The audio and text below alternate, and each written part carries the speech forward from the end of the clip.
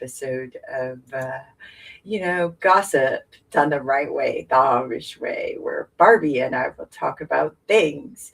As a reminder, before we begin, the guests on our live streams may reflect a diverse set of values, morals, and ethics that may not reflect the morals, values, and ethics of the Misfit Amish.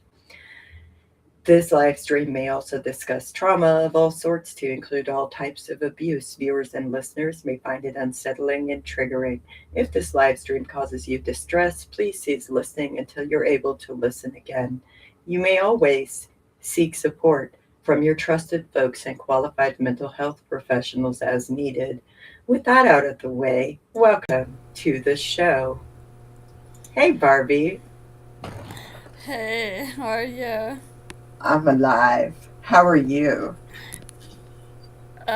I kind of feel the same way. I'm alive. I'm existing. I just want to show you my shirt. I'm So really. what? Cringe? Cringe? Good job. I like it. You should send me a link. Yeah, I should. Yeah. Okay, maybe I will. Because I'm just like. Yeah, you actually should because I'm not that crazy about the American version of Christmas either. The Well, decorations and everything. I mean, as you can see, I got a tree. Yeah, I do Yeah. too. But do you see what's on top of my tree?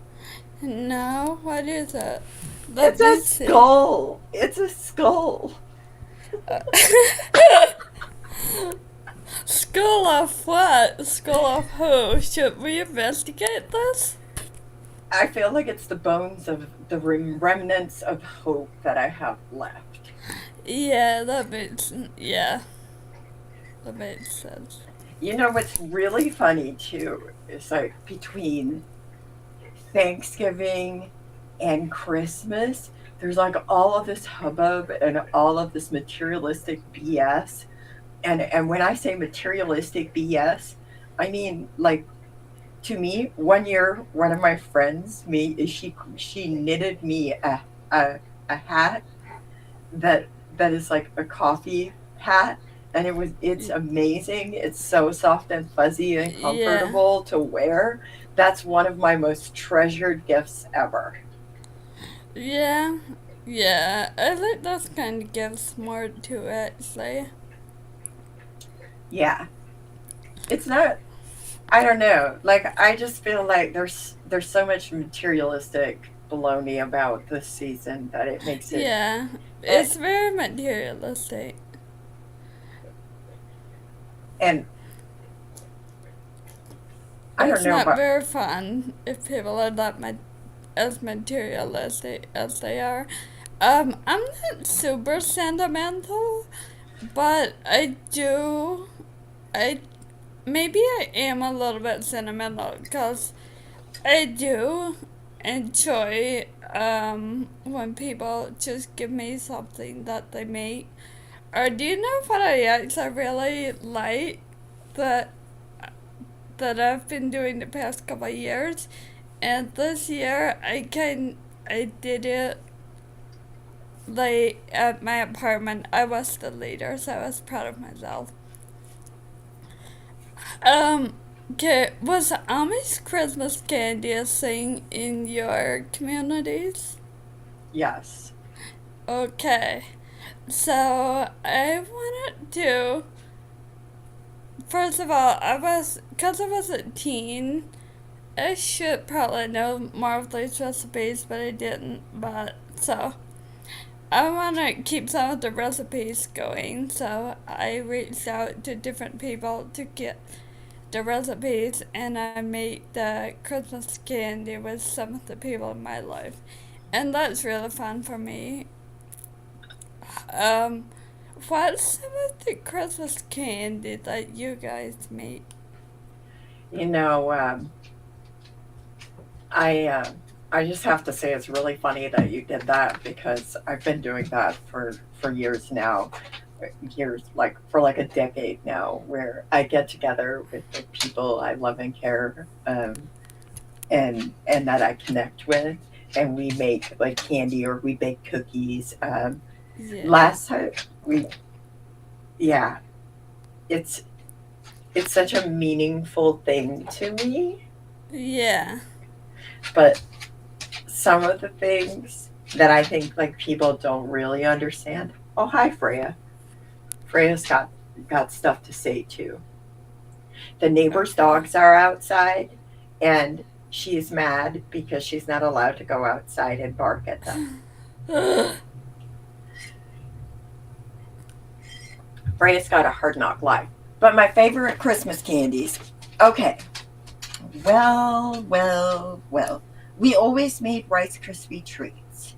And I know like you can buy Rice Krispie treats, but they just don't taste quite the same. No. They really don't when you make them like the right way with the right recipe. It's just not it's just not right. Um So, um, I am not. I like Rice Krispie treats, but they aren't my favorite. They're my sister's favorite. So I didn't get that Amish recipe because I just didn't care about it. I really like cornflakes candy. Do you know what that is? yes. Yes. Okay, that's my favorite. And I kind of think you have to grow up eating it to then like it, cause my sister doesn't like it. I feel like a lot of people who didn't grow up with it don't like it. Wow. Yeah. No, like the cornflakes candy. Okay, so this Yeah. year, we actually have a plate. I'll try to share a photograph of that. I have a picture of it, but we actually have a plate. I think maybe I already did. I don't know. No, I didn't. I don't know. I can't remember. I'll have to go look. But we actually we made little wreath with the cornflakes candy with Little the Reese. cinnamon the red hots as like the little bow. Yeah. Oh, I need a Yeah. picture. I need a picture. I told you I'll share the picture after this podcast. How about that? Yeah, that sounds good. Hold the fort. I'll be right back. Okay, so do it.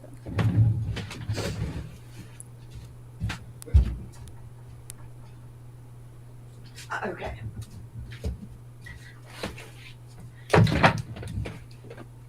Okay. So I just want to say one of the things that I realized after we published this book is now out. You can go buy it. But Okay, one yeah, of the yeah. things I realized that we did not go in detail about, and we probably should have, is the the the types of food that we ate. Yeah. Because oh, Tom says Merry Christmas week. I am a foodie, thus I like the food discussion. Well, thank you for listening and thanks for being here. Oh man, that just got really fuzzy. Yeah, I'm not That's sure better. about that. But no, like the cornflakes candy. Um, we sometimes made a lot of turtles. You know, like I remember making gallons of turtles. Okay, what are turtles? What are turtles? It's like two pecans, some caramel, dipped in chocolate. Okay, I don't. Okay, two pecans, caramel, dipped in chocolate. I don't think my family specifically made that, because that doesn't sound familiar, but I probably had it Uh huh. the growing up. Oh, and another thing, we made party mix. And oh my Oh, we God, did like too. that party mix that we made was so good. Sometimes, like, I've spent years, if I make party mix, I still make a huge thing of party mix. And then I give my friends little baggies of party mix. Yeah. Yeah, we also had really good party mix. I probably should look or hunt down a sort of recipe because I can never find the exact recipes in my family. Because I would like to make that too. But I also think now that I've made some Amish Christmas candy, um, usually I do it with the family members and I'm at their house, but I decided to do it with friends and family at my place. So I think I want to keep that going for my Mm-hmm. own tradition because it's kind of fun to do it with my American friends. You're never Amish friends. Oh my gosh. Oh my gosh. Yes, I agree. It is kind of fun to do it with them. It really is.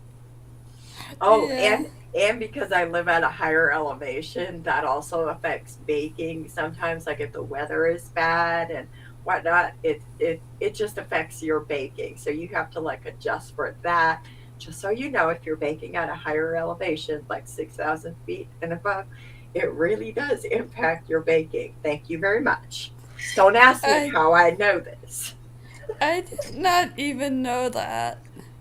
What do you mean? The stove is hotter or something? No, like you have to adjust your agent, like your baking powder, soda, yeast, and your Okay. flour. Yeah, and if you don't get it just right, it won't come out right. Actually, yeah, that does make sense. I can see that. Henceforth, we have some peanut butter cookies. Oh, we made peanut butter cookies this year, and we have some peanut butter cookies that are more crumbly, like they're like falling apart. Like if you just put them with vanilla ice cream, they're good. Yeah, yeah. Yeah. Um, do you know the Amish? Are you familiar with the Graham crackers, marshmallow dipped in chocolate? Kind of like Yes. s'mores. Okay, Yes. I know it's very basic, but I think those are my favorite. I cannot make enough of those. Or like the Christmas crack too, where they have like the saltines. Um, explain a little bit Like more. the saltine crackers with caramel with chocolate. I. It sounds like I've had it, but that's not something I'm super familiar with. Oh, that's fair enough. Well, I mean, it also like this is really good to talk about because that's like a thing where it's very apparent that like each family or each community like they may have different traditions. Yeah. Yeah. Um, is it okay to tell like where it came from and like where it came from? Yeah, sure. So, I'm from the Swartz and Trovers. You are kind of originated from the Swartz and Trovers as well, right? Mhm.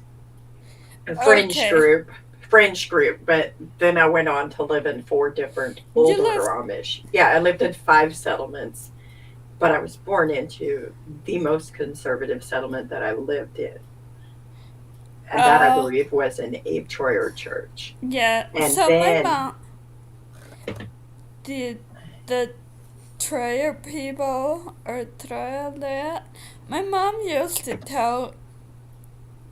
I probably shouldn't talk about that. oh, come But on, come on, you started. we You can't. used to. Okay, I won't use their names, but it's crazy that, like, to tell it to you now about your experiences with some of the old orders in the trial because, I remember sort of when I was a little kid fantasizing with someone in my life about how much better the trial have it and how much like more worldly and progressive and I'm just like no, why did I say that? Pardon. I know. Wow. And then like the old order, no, we would have called, I think we called both order, old order and higher Amish satellite And I used to really fantasize about how much better that if I stay Amish, I'm gonna join one of those communities. Kinda glad I'm not in any Amish group though. Oh my gosh. Like, I'm just going to say this is I was around enough different types of Amish and regularly visited enough different types of Amish. Like, there's a real level of imagination that can happen if you're exposed to different types of Amish and you see that they have a little bit more freedom. Like the Yeah, noose around your neck is just loosened just a just little, a smidge. just a smidge. That's all it takes for you to be like, oh my gosh, like if only my life was so easy. I mean, I like I've know. I've talked to Amish women that didn't even have a Maytag washing machine. Like they had to wash their clothes on a washboard. I had a Maytag Exactly. washing machine. Like we were worldly enough to have a Maytag washing machine with our 2.5 horsepower Honda engine. So, I was a child or a teenager, but adults did this too, where you think, the grass is greener on the other side of the fence, like those Amish would be better in that community or whatever. Uh huh. And I think we need to get away. I'm glad I get away from that mindset. But have Yeah. you noticed that Americans do that about the Amish as a whole? I'm sorry to bring this up, but I just How had to. dare you? How I just dare had you? to. I just had to bring it up because so many people in my life that, like, I can literally get people that are like, oh my god, the Amish just have it. Like, it's so simple, it's so nice, so laid back. And I just want to sit them down and be like, that's a little bit childlike singing that the grass is greener on the other side of the fence. You don't really know what's going on in our Don't community. insult children, though, because some children really do have capabilities of thinking outside True. the box. Yeah. We shouldn't insult children. Yeah. I have a question. Did I tell you about my dentist visit? The dentist out here or the dentist in the Amish? The dentist out here. Okay. I don't think so. You don't think so? Well, well, well. I don't want to repeat myself because I really feel like this is a story for you that I think you would greatly enjoy. Um, but essentially, I have to get a whole new pair of dentures, and I went in, and the dentist, he was very kind. Don't come for my dentist. My dentist is very kind. Okay. Okay.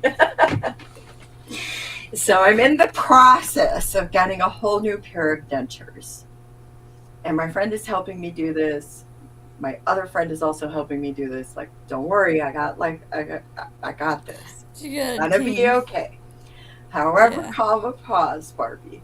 This ties right back into the food discussion and people thinking the grass is greener on the other side of the fence. Because my dentist did ask me for my complete dental history. Mm, And how old was I when I got dentures? And, I made the remark to somebody in the car on the way home. I said, don't come for the dentist because my dentist asked me if this was recorded okay. because the look of sheer horror. And this is what I meant when I said, I think my therapist laughed when I said, I think I traumatized my dentist. You told the dentist, the Amish All of dentist, it. like all of All it. of it. Oh my god, can you? All of it. And That my dentist was horrified. Freya, nobody exactly. asked you. Do you hear Freya? Freya. Freya has thoughts. They're not good. Freya, what's wrong? Nah, I just know that dentists out here would be extremely horrified knowing what I went through as an Amish child.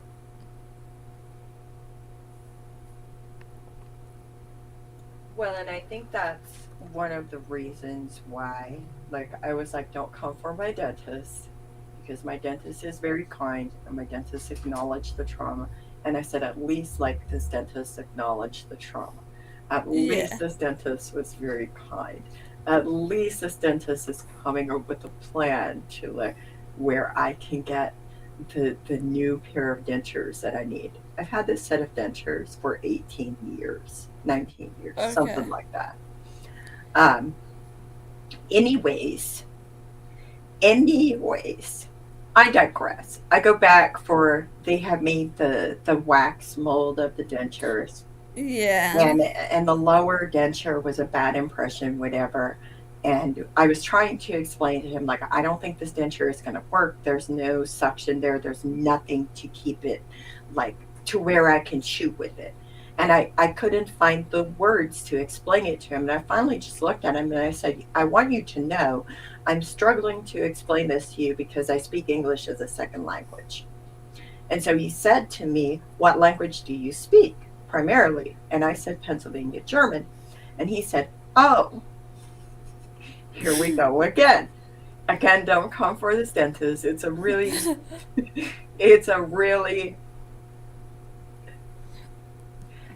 he said, oh, well, when I used to play hockey, I used to, like, after we had figured out the issue, okay, we figured it out. And he said, well, he used to play hockey and he would go to Pennsylvania and they would get up at 6 o'clock in the morning and they would go out to the Amish bakery and they would buy these cinnamon rolls. I swear to you, Barbie.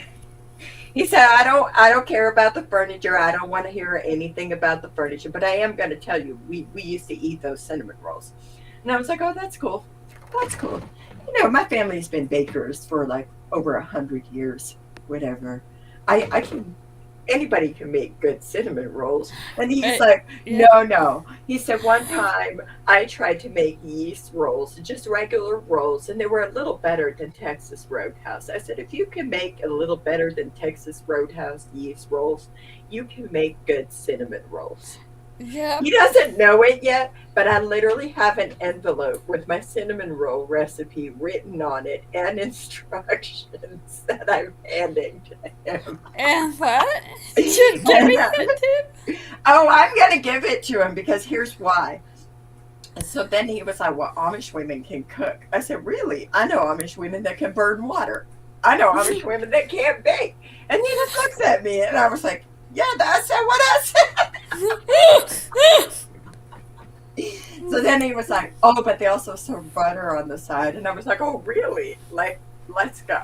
So after I explained, like, how, like, the butter, whatever, like, whatever, just whatever. A lot of Amish people go buy their butter from the store. Thank you very much. But I digress. Then he said, next, you're going to tell me that the furniture is made in China. Oh my god, no!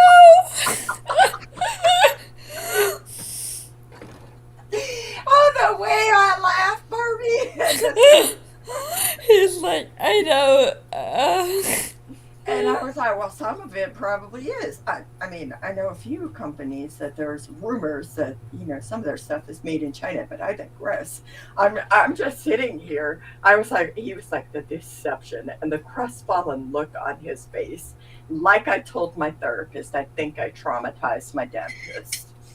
So, wait, did you not tell?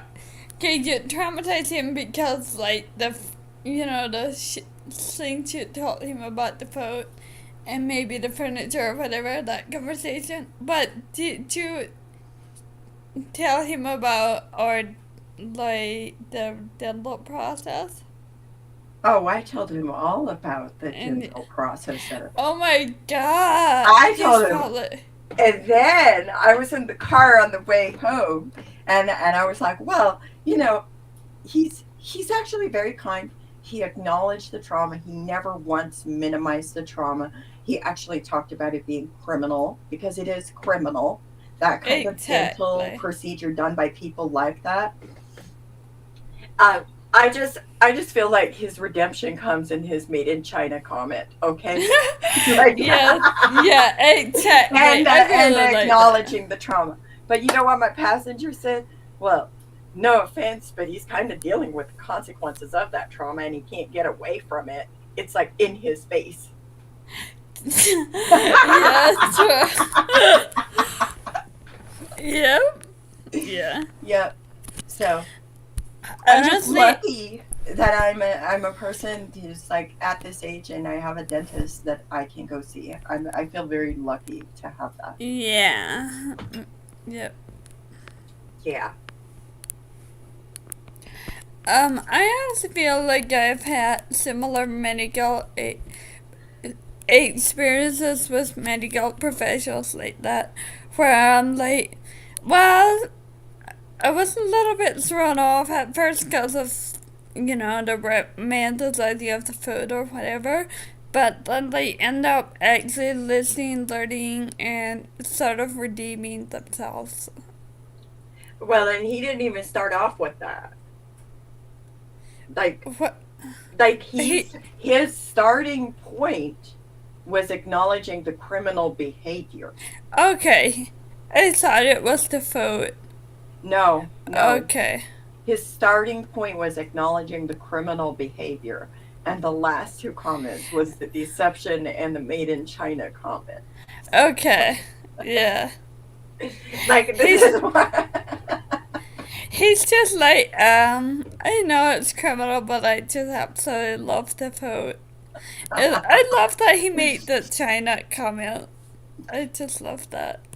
I do too. I think it's hilarious. Yeah, And to be clear, I'm not saying that all Amish furniture is made in China. That's not what I'm it saying. was a joke.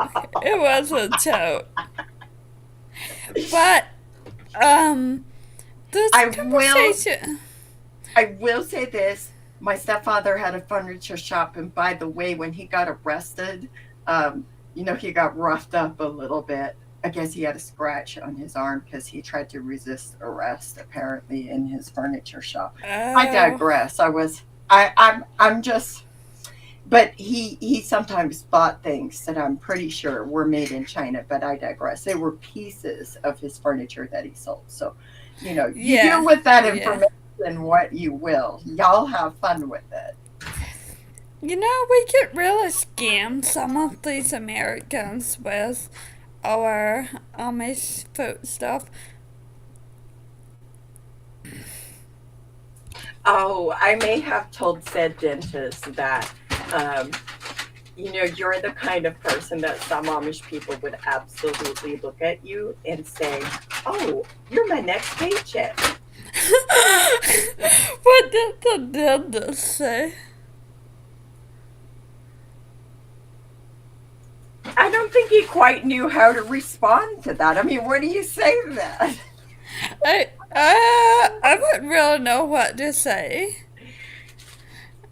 But someone a couple weeks ago was telling me that they get whoopie pies from the Amish at the farmers market, and they were saying, I know the Amish, and they definitely were not real whoopie pies.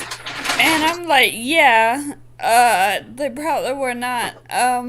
And they were the person we were like telling about why the Amish can get away with that. And I was like, they can get away with that because pe- our Americans are just love to say, oh, they're good Amish food, and they just blindly buy it. without realizing that we could really be scamming. I mean, I just want to point out that if people have baking skills and they bake things, like there are many people that have baking skills that bake things at home that are really good. But just like within any people group, you have people who are really good bakers or really good cooks. With that being said, there's also this thing of, you know, Shady Maple, for example, is owned by Mennonites who are serving you Mennonite food. And so when you see Amish style food, is it really Amish food or is it just Yep. an imposter? Yeah. Yep. Um, I mean, I like farmers markets, and some of the Amish go to farmers markets. Um, can you still hear me? Because I thought I heard Yes, background. I can Okay, hear you. cool. So I want to keep the integrity of farmers markets going because I love them, but just a small part of me is tempted to scam Americans with Amish made food or what they think is Amish made food. I could just go dress up as Amish and sell my butter that I got at the regular grocery store. Make a lot of money. Barbie! Well, it's just Barbie! like at this point, I might need a little bit of revenge, Mary. Well, I'm just saying there's a lot. I don't know, that just sometimes it's just a lot. But yeah, I don't know. I like doing I like doing things around this time of year. I decided to give this dentist my cinnamon roll recipe because I really want him to try it and then to come back and tell me because I know I'll see him again. I want him to tell me how they came out, and I also want to know like what he thinks of it. It's like cinnamon rolls with they have mashed potatoes in them. Oh yeah, yeah, we used to do that.